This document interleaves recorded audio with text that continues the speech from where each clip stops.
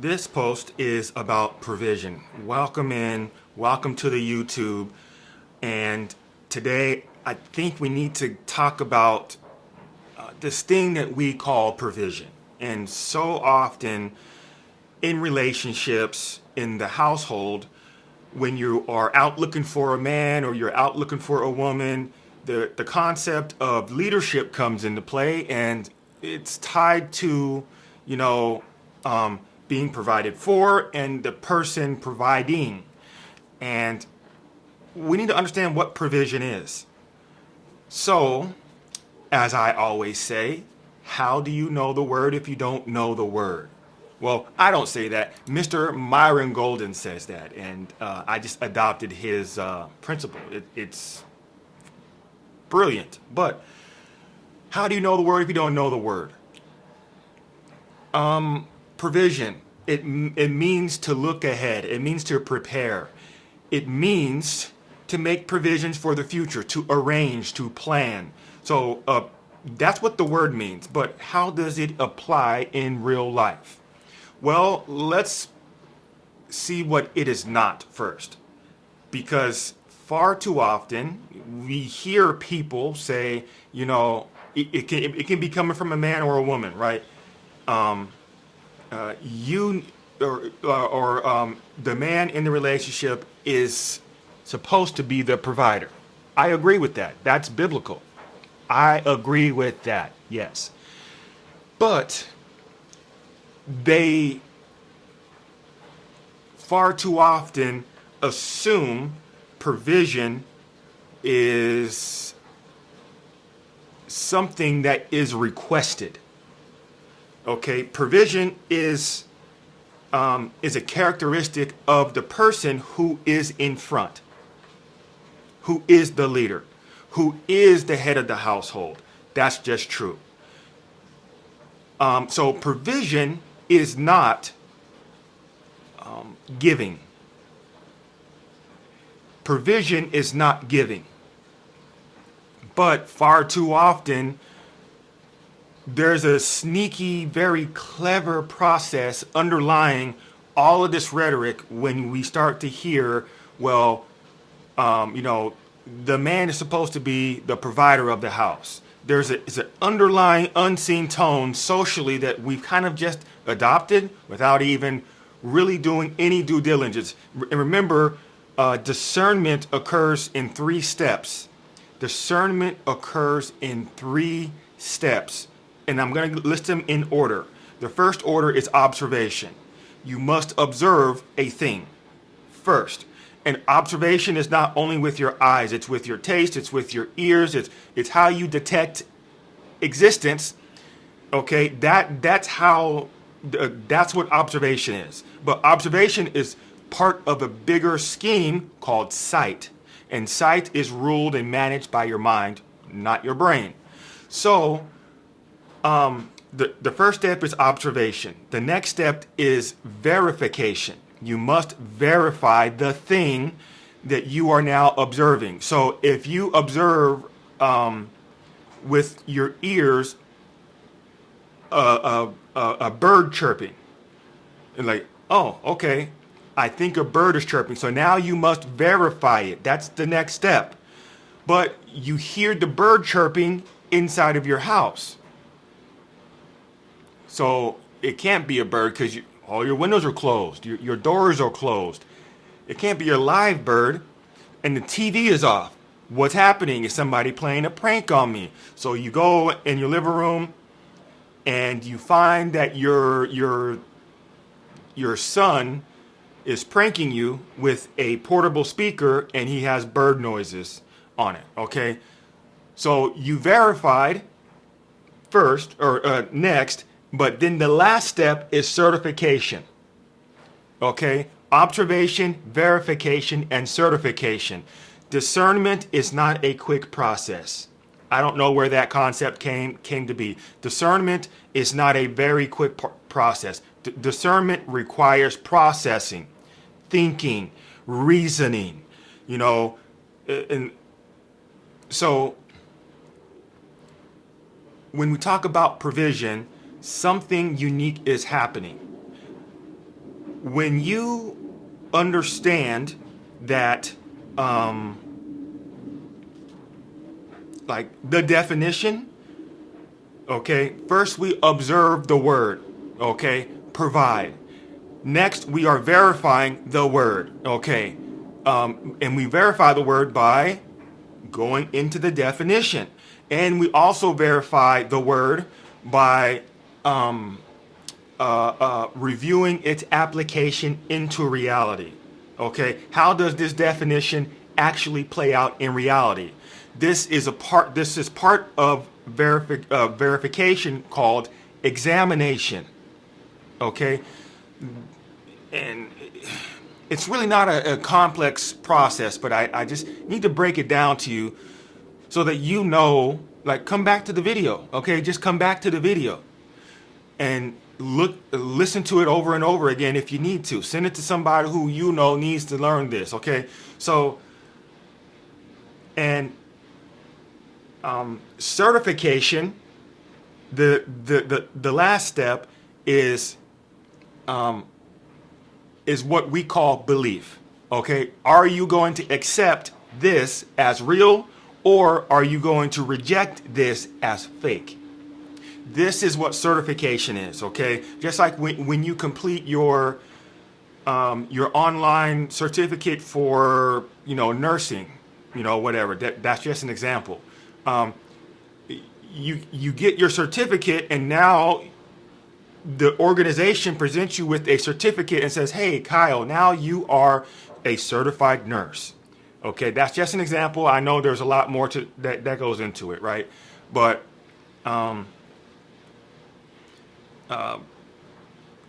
provision, okay, provision is not giving. What does the word give mean? The word give means to yield to pressure. Yielding to pressure. You don't have a good backbone. You're not able to sustain the pressure from outside influences on some level, okay? And quite often, give and take are in opposition, okay? And they are on the same coin. They are on the same coin, and they are just on the opposite side. You have give, and then you have take. But the thing is, what does the word take mean?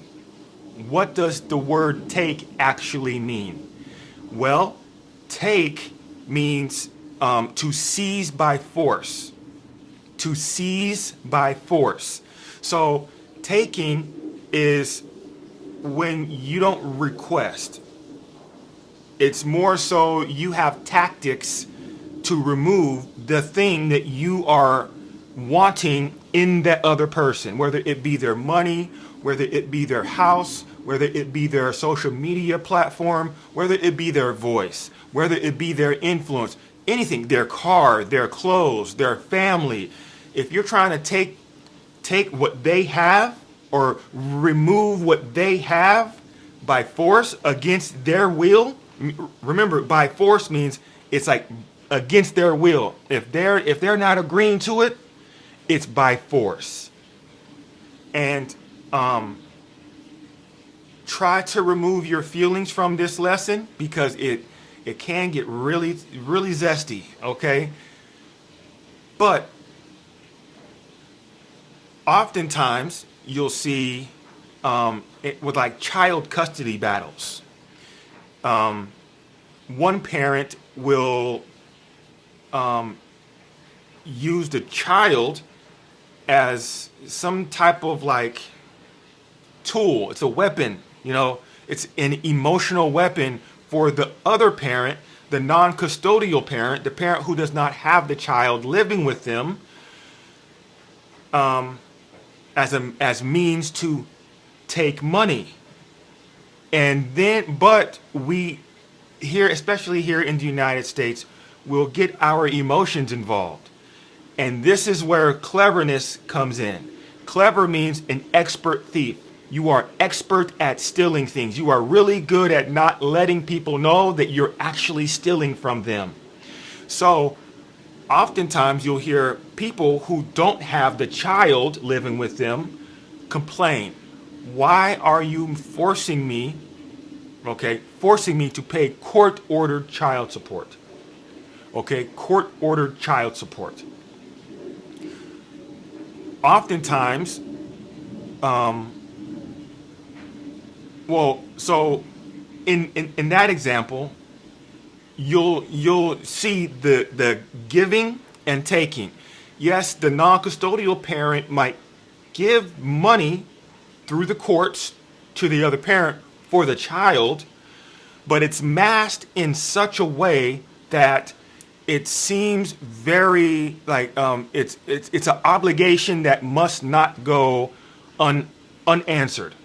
So the courts, the police must get involved, but what ends up happening is the love is lost. So giving, give, yielding to pressure. Yielding to pressure. Take means to seize by force. To seize by force. So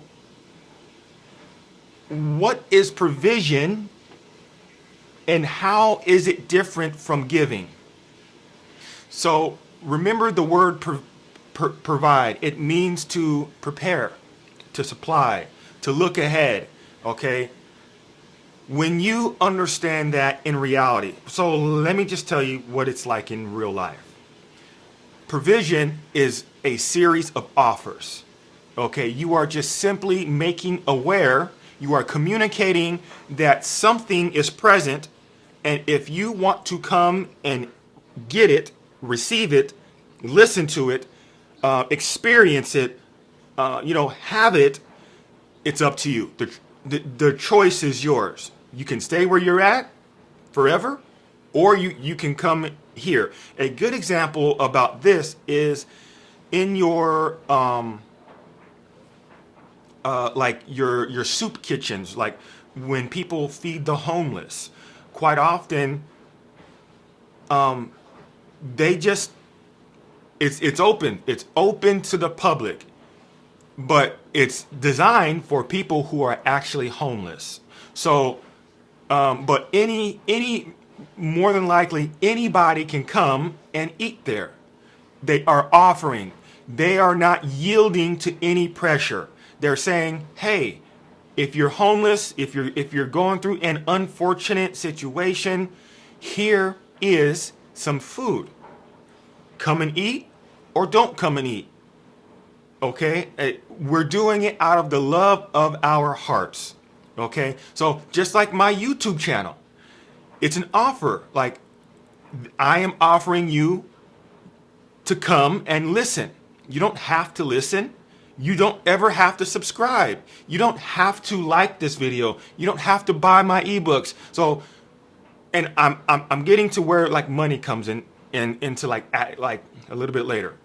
Okay, so provision is not giving because you're not yielding to pressure. You're doing it out of the love of your heart. The Bible says give cheerfully, but in reality, based on the definitions, there's no way you can give cheerfully. You have to provide cheerfully. Because giving, you're yielding to the pressure, whether it be emotional pressure. Like for me, okay, I have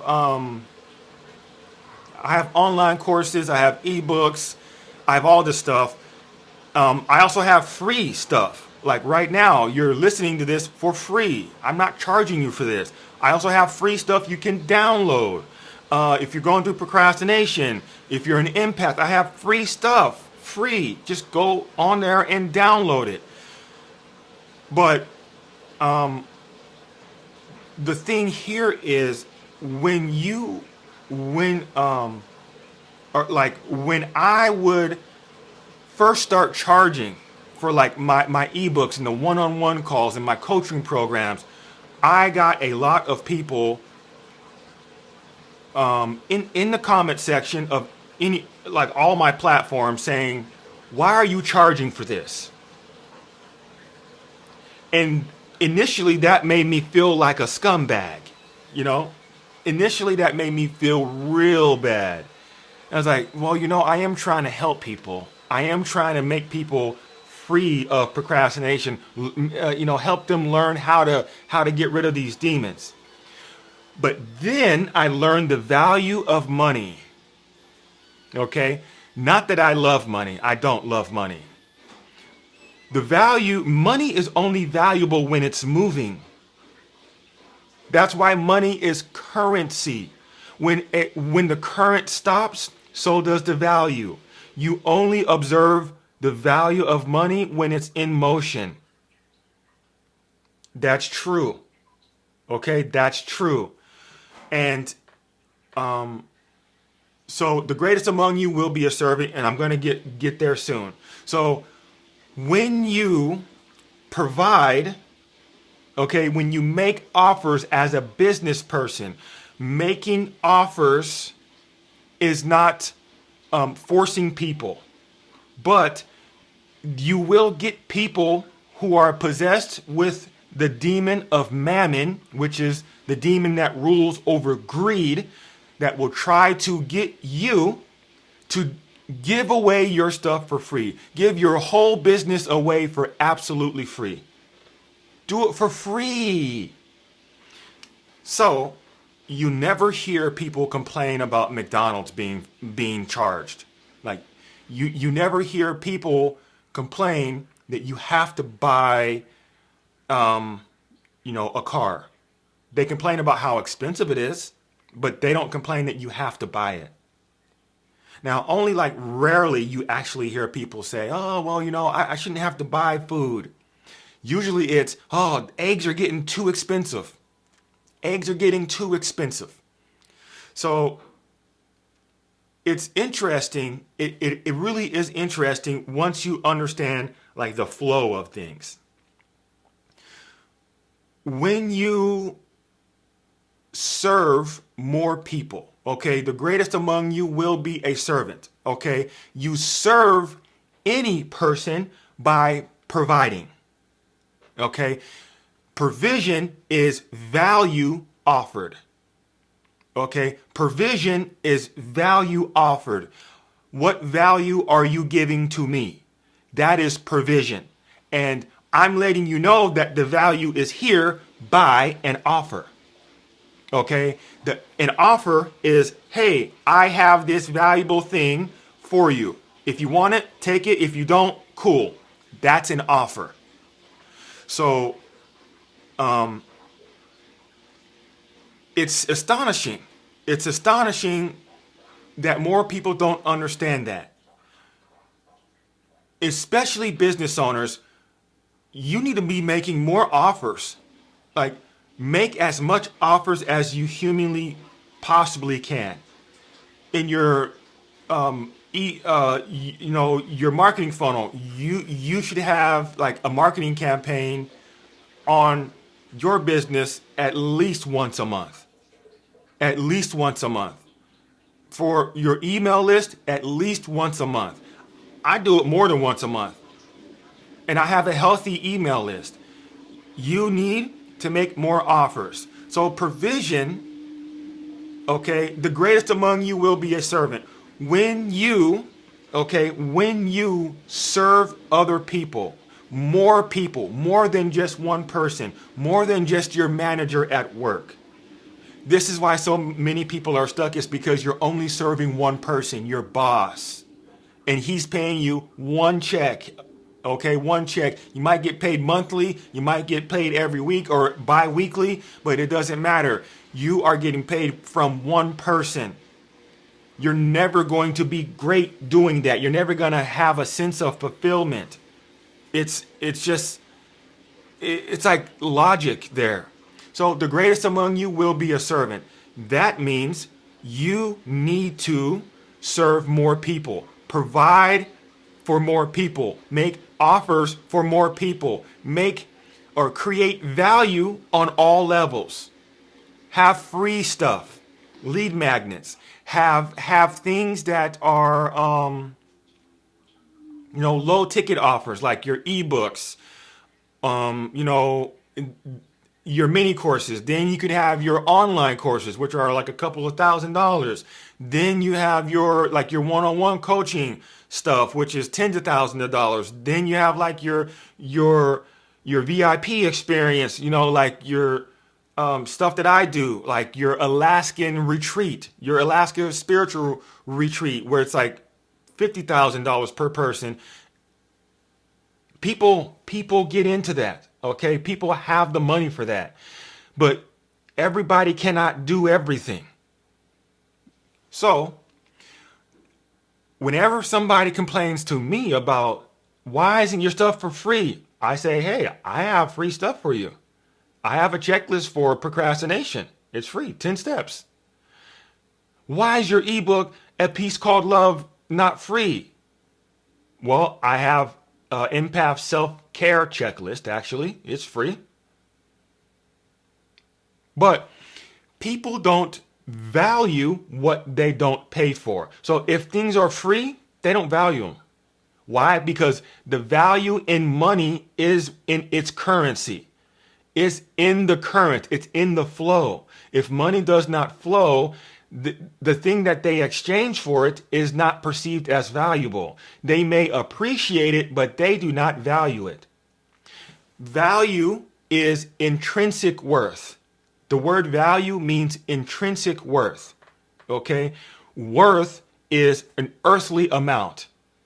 How much does this cost? So I have a cell phone. The cell phone costs, I don't know, $1,000 now, but people just get on pay plans for that. But on the other hand,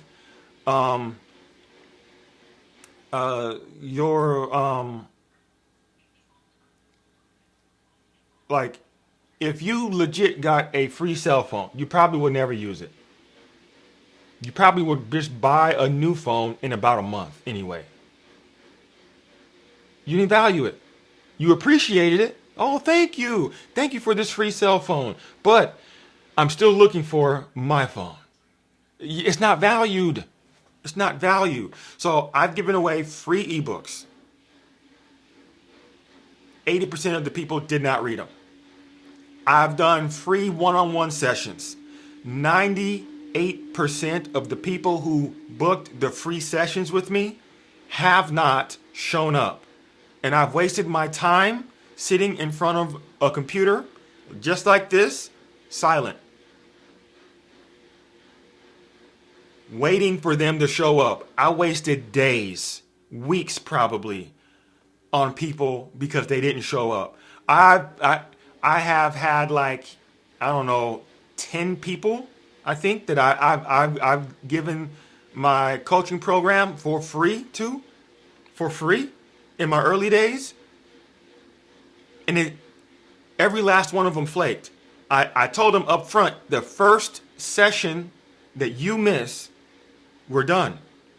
And to be fair, I let them schedule the best day for them based off of my calendar.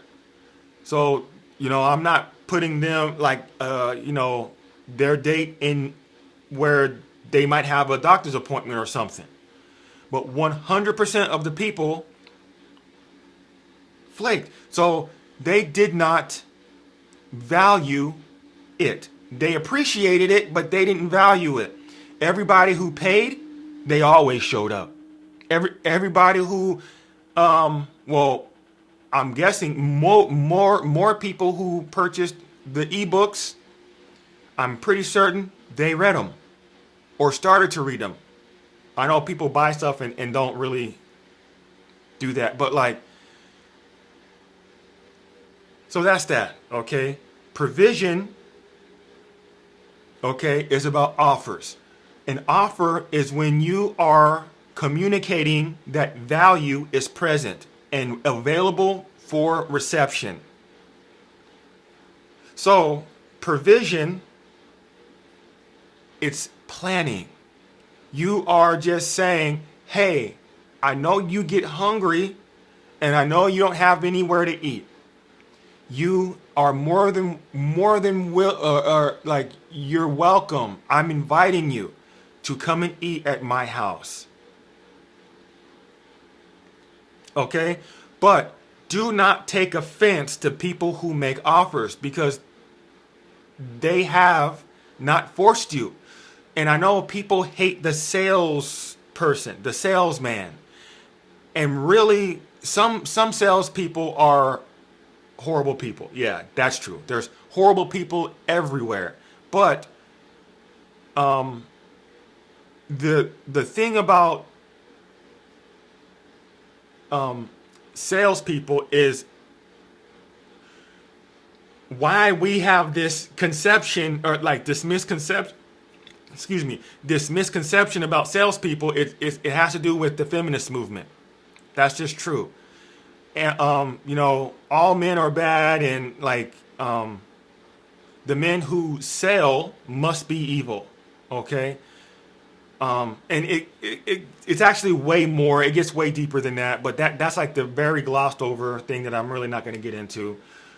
But your relationship with money is skewed. Okay, your relationship with money is skewed. You think that you need to save money, which that's not true.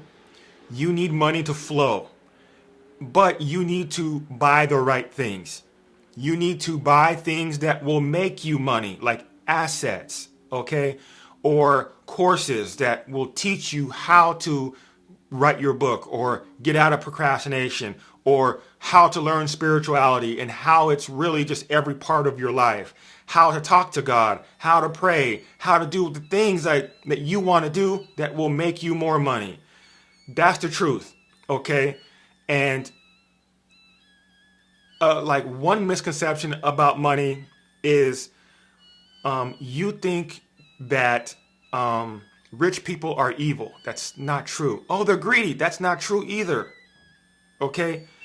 A good indication that somebody is greedy is that they have a lot of money, but they are not serving anybody with it.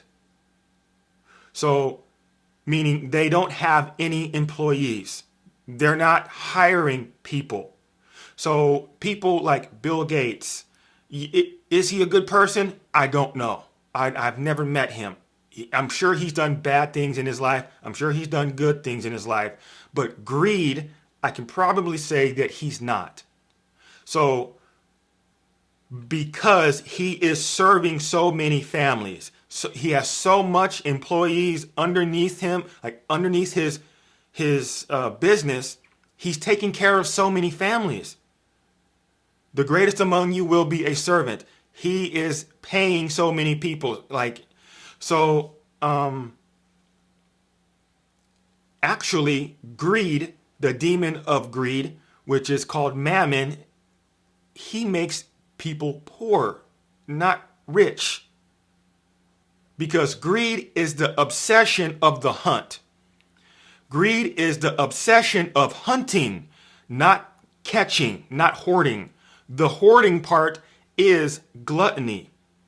And gluttony is a sin, but is ruled by a demon called Beelzebub, the Lord of the Flies, Beelzebub. But greed, mammon, this demon, it gets you to obsess, okay? It gets into your mind and it gets you to obsess about hunting money. I'm a hustler. Nobody can outgrind me. So you like any opportunity you have to make money, you'll take, even if it takes you out of your purpose. Okay? So, with all that being said, I know I yapped a little bit. I love each and every one of you. Look at my new coffee mug. Let me get in front of my face. It's a camera lens. I love it. Okay? I love it. Anyway, if you are procrastinating, okay, there are 3 demons. Like, here comes an offer right now, okay? If you are procrastinating, there are 3 demons that rule procrastination, that make you procrastinate. Belphegor, which is the demon of sloth.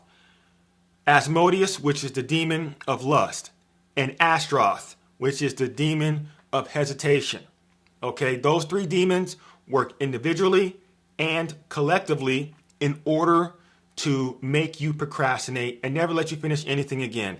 I've created products for you if this is something that is an issue in your life. And procrastination is not only with money, it's with family, like family events. Oh, I really need to go out bowling with my kids more. It's been 6 months and you haven't done that. That's procrastination. And now your kids are starting to think that you don't love them. Okay? Or maybe it's with your health. Oh, I need to go to the doctor's office. I really do. But you haven't. And now your knees are getting bad. And your shoulders hurting. And you're coughing up some stuff. So that's procrastination. Okay? Procrastination is also you not starting your book that you want to write. Okay? It's not thinking that you're good enough. It's thinking that you're not ready enough. It's always being distracted with something else, with social media. Okay? It's a lot of stuff. But I've designed, well, first and foremost, I have dealt with the three demons and I have won against those three demons. Those three demons, I have annotated and put into a book, an ebook. And all the stuff that I'm going to offer you now is linked below. It is called The War on Procrastination. That's what the ebook is called. It's a step-by-step spiritual battle plan, spiritual field artillery for you so that you can win in your life, so that you can stop procrastinating on all aspects of your life. Get your copy today. Also, I have created a mini course for these three demons that will allow you to go deeper into the cause of in your life. What is for real going on? Why your procrastination is why it is. And steps, okay, like exercises on how to get out of it. Okay, and I personally walk you through that in the mini course. And the mini course is called the Spiritually Disciplined Leader. All right. And if you go to my link tree, which is also linked in the description below, you'll find all of the free stuff. Okay, the 10-step checklist for procrastination is there. Okay, and next, if you are on your spiritual journey, if you're in your spiritual awakening, if you want to talk to God better, if you want to understand what intuition is, if you want to understand your spiritual gifts, spirituality, spiritual warfare, love, family, leadership, boredom, how to truly forgive, get your copy of A Piece Called Love. That's another ebook, okay? And if you want to go deeper, okay, especially if you're an empath, but if you want to go deeper, I've developed a mini course called the Empath Imagination, or Imagination for Empaths. That's a mini course to help you master your mind. Okay, the Bible does not say anything about an idle mind is a devil's workshop. What it does say is idle lips are the devil's mouthpiece, and idle hands are the devil's workshop. But an idle mind is good enough, okay, because it's still true. It might as well be in the Bible, okay? Idling, it just means an unmanaged process, like you're idling your car in the front yard on a cold morning. The imagination for empaths, it helps you manage your mind, and your mind manages your emotions, your sight, your imagination, how you envision yourself, and a whole bunch of other things, okay? Your hallucinations, your delusions, all of that stuff. Hallucinations are good, delusions are bad, okay? To see anything in your mind, you must hallucinate. Everybody hallucinates. If you are imagining yourself rich, and you can see that in your imagination, You must hallucinate to even see that. If you're doing the opposite, if you can imagine yourself poor, broke, not being able to pay rent, you have to hallucinate in order to see that. Okay? Hallucinations are it's the action arm of vision. And vision is part of sight. Sight is managed by your mind. So that mini course helps you manage your mind. Take your mind back. And it's not for kids. It's not for child's play. It's real deal, okay? And your imagination is always at work. I only develop serious things that will actually help your life, your real life, in reality, like for real, okay? So let me know what you think about this in the comment section. Has any of this helped you? Are you going through your spiritual awakening? I would love to hear from you. Do all the good YouTube stuff, like, comment, and share this with somebody who you think would need to know more about provision and its true purpose. I understand I talk kind of sporadic. My assistant said I need to do long form videos unscripted. So now you have me unscripted. And this is an unscripted video. So rewatch this if you need to. Comment, ask me questions. All of my goods are linked in the description below. Now, if you didn't know, now you know.